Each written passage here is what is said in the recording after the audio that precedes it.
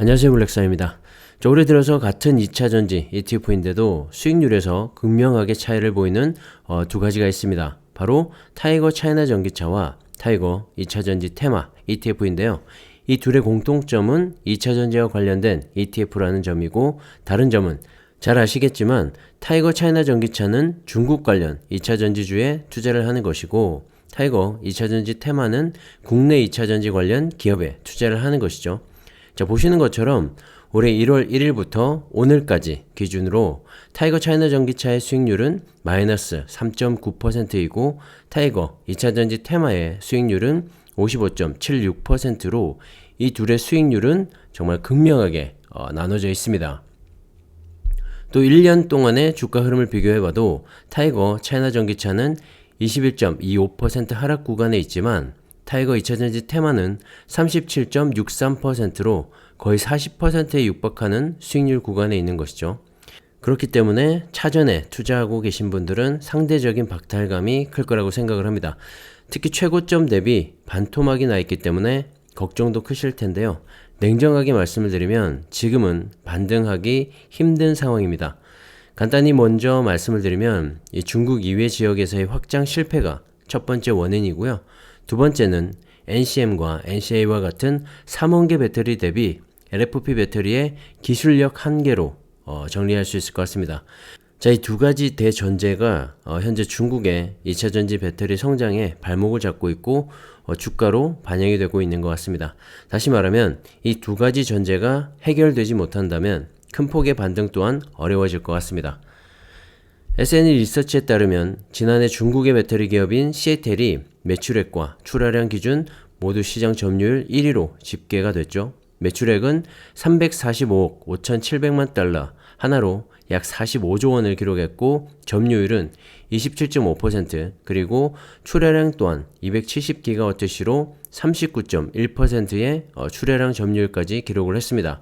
3위를 차지한 BYD도 높은 성장률을 기록하면서 시장 점유율 9.6%까지 올라섰는데요. 7, 8, 9위를 차지한 다른 중국 배터리 기업들의 점유율까지 합쳐본다면 이 중국 기업들이 43%가 넘는 정말 압도적인 점유율을 기록했던 한 해였다는 걸 알 수가 있습니다.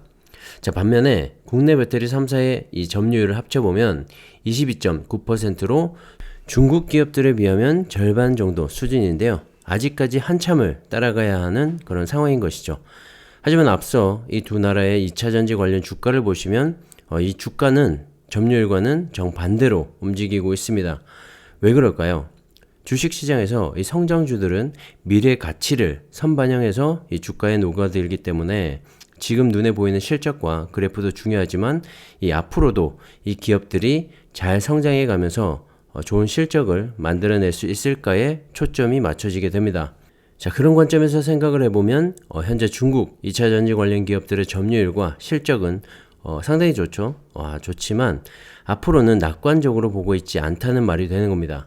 반면에 이 국내 2차전지 관련 기업들은 이 현재의 점유율과 실적보다 앞으로의 성장성을 정말 상당히 낙관적으로 바라보고 있다는 말이기도 합니다. 어떤 점이 이 둘의 차이점을 만들었을까요? 자, 바로 앞서 말씀드린 두 가지 전제 조건 중에 먼저 첫 번째, 이 중국 기업들의 확장성 실패인데요. 현재 2차전지와 관련해서 광물 등 소재 확보가 쟁점이 되고 있죠. 보시는 것처럼 이 배터리의 4대 핵심 소재와 관련해서 국가별 시장 점유율인데 2022년 기준으로 양극재는 중국이 60%로 1위, 음극재도 84%, 전해액은 72%, 분리막은 68%로 이 4대 핵심 소재의 시장 점유율 모두를 압도적으로 중국이 차지를 했습니다. 자, 그동안 전기차 시장에서 이 중국이 가장 빠르게 치고 나간 배경도 이런 소재의 생산과 보급이 있었기 때문이죠. 자, 어쨌든 그동안 중국은 이 정부의 든든한 지원을 바탕으로 전기차 시장을 빠르게 확장을 했고 2차전지 시장도 함께 빠르게 성장을 할 수가 있었습니다. 2, 3년 전 이 중국의 2차전지 주가를 보시면 알 수가 있죠. 정말 가파르게 상승을 했었던 배경입니다. 하지만 유럽과 특히 미국에서 본격적으로 전기차 보급이 확대가 되면서 중국의 상승에 제동이 걸린 겁니다. 바로 미국의 인플레이션 감축법으로 불리는 IRA법과 유럽의 CRMA 법안이 상정이 되면서 중국의 2차전지 성장에 제동이 걸린 건데요.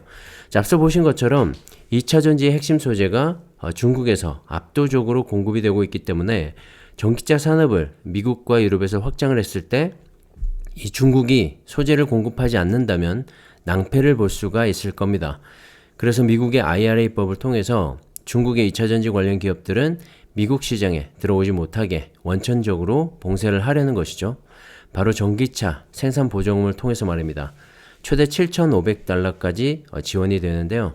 조건은 북미에서 전기차를 최종 조립을 해야 하고 배터리 핵심 광물 관련해서 미국 또는 미국과 FTA를 체결한 국가에서 추출과 처리를 해야 하는데 2023년 올해는 40%에서 2027년에는 80%까지 늘어나게 됩니다. 배터리 부품과 관련해서도 북미에서 제조 또는 조립을 해야 하는데 2023년 50%에서 2029년에는 100%로 확대가 되죠. 다시 말해서 중국의 전기차와 2차전지 시장이 더 이상 가파르게 성장하는 것을 막고 그동안 미국에서 이 전기차와 2차전지 산업을 빠르게 키우겠다는 겁니다. 중국에겐 정말 대형 악재가 나타난 것이죠. 자, 거기에 대해서 최근에 유럽에서도 CRMA 법안이 발표가 됐죠. 주요 내용을 살펴보면 중국산 원자재의 의존도를 낮추고 유럽 중심의 공급망을 구축하겠다는 게 골자인데요. 세부 내용을 살펴보면 제3국 원자재 의존도를 65% 미만으로 제한을 하고 전략 원자재의 역내 공급을 확대하는 겁니다. 즉, 이 핵심은 대중국 의존도가 높은 배터리 핵심 소재의 비중을 65% 이하까지 낮추겠다는 것이죠. 역시나 중국 기업들에게는 악재가 아닐 수가 없는 상황입니다. 자, 이렇게 전기차의 3대 시장인 유럽과 미국에서 이 중국을 겨냥한 법안들이 발표가 되면서 전기차와 2차전지 시장은 정말 또 한 번 변곡점에 서 있고요. 우리는 이 투자자의 한 사람으로서 이 변화에 주목하고 대응을 해야 한다고 생각을 합니다. 자, 아무리 좋은 주식도 변화에 맞지 않는다면 더 이상 좋은 주식이 아니기 때문이죠. 타이거 차이나 전기차 ETF가 최근에 부진할 수밖에 없는 이유이고 향후 1, 2년 동안 큰 폭의 상승을 반등을 기대하기 어려운 상황입니다. 자, 왜 이렇게 미국 시장이 중요한가를 따져봐야 할 것 같은데 지난해 전 세계 시장에서 이 전기차의 침투율은 10%를 넘어섰다고 합니다. 자, 판매되는 자동차 10대 중에서 한 대는 전기차가 된다는 말인 것이죠. 자, 빠르게 늘어나고 있는 상황인데 자, 보시는 것처럼 중국이 50%가 넘는 압도적인 시장 점유율을 가져가고 있죠. 다음이 유럽이고 미국은 이제 막 시작하는 그런 단계입니다. 반대로 생각을 해보면 지금부터의 성장성은 어느 나라가 가장 좋을까요? 네, 바로 미국 시장이 되겠죠. 작년 한 해 동안 이 국가별 전기차 침투율인데요. 보시는 것처럼 중국이 26%, 유럽이 24%로 높은 침투율을 차지한 반면에 미국은 8%로 이 시장 규모는 전 세계 2위를 차지하고 있지만 상대적으로 이 전기차 침투율은 낮다는 걸 알 수가 있습니다.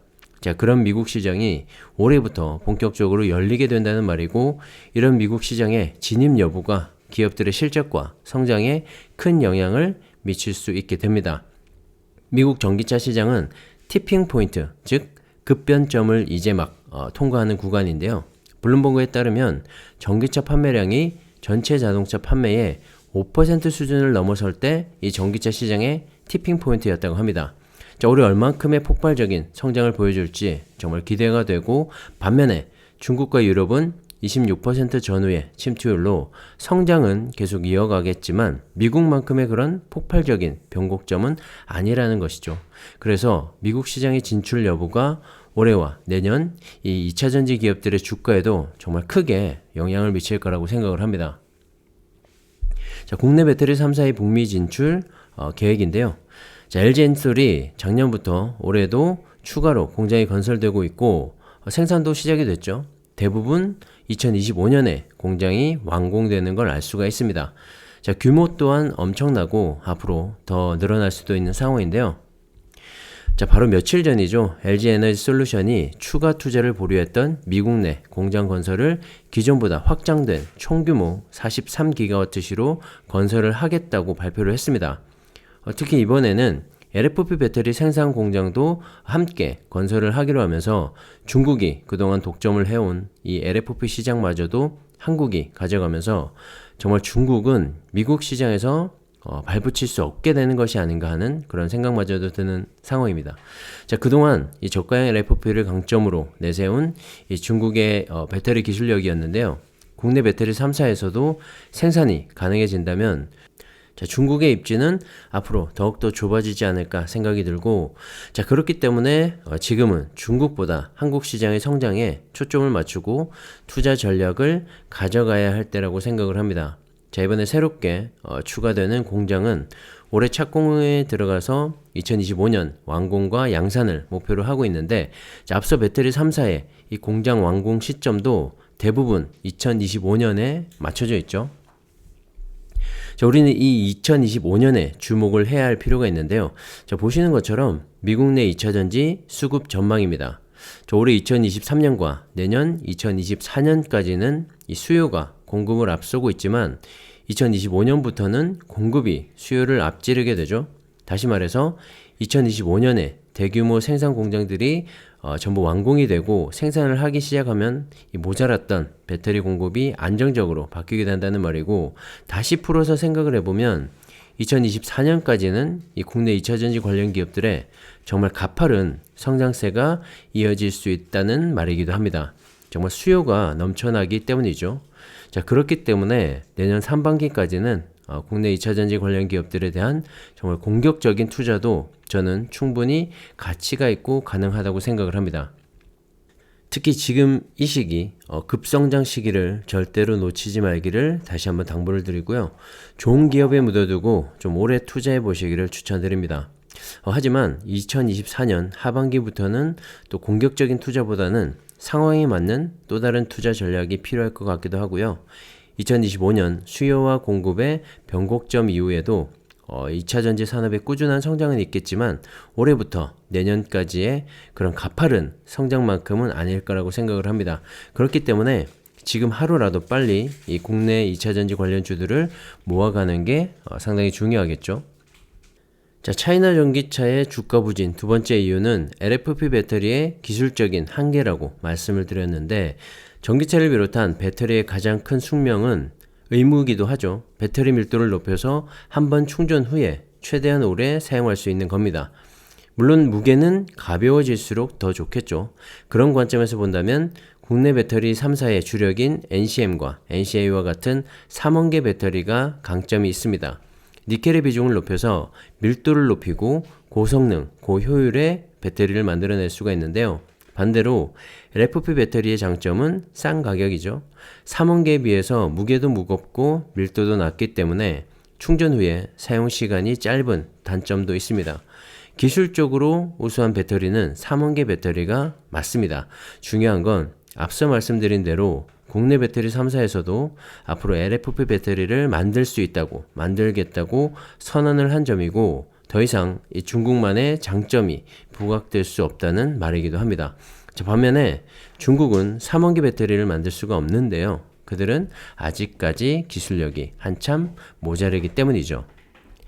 자, 거기에다가 3원계 배터리도 코발트, 망간과 같은 비싼 광물의 비중을 줄이고 하이니켈 제품을 생산하게 되면 이 원가에서 LFP 제품과 별반 차이가 없다는 겁니다. 자, 그렇게 되면 소비자들은 과연 어떤 제품을 더 선호하게 될까요? 당연히 3원계 배터리가 될 게 뻔하고요.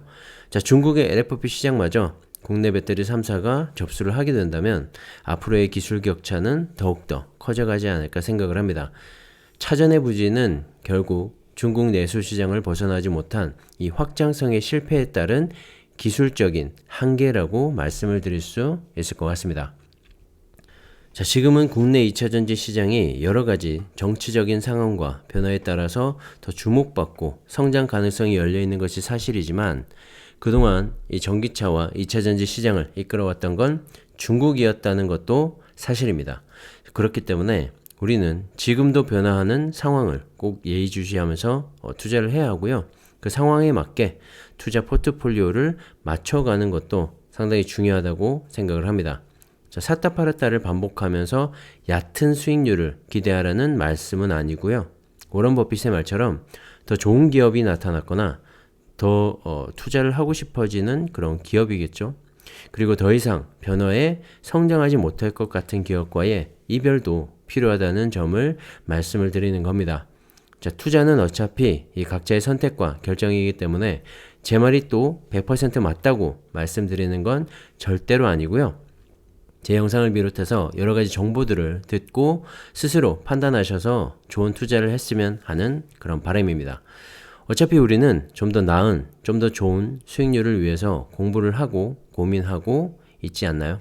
자, 그런 관점에서 저는 앞으로도 변화하는 그런 상황에 따라서 그에 걸맞는 좋은 투자가 어떤 것인지를 고민하고 영상으로 만들려고 합니다. 앞으로도 제 영상은 참고만 하시고요. 각자 좋은 투자 하시기를 바라봅니다. 자, 오늘은 여기까지 하겠습니다. 감사합니다.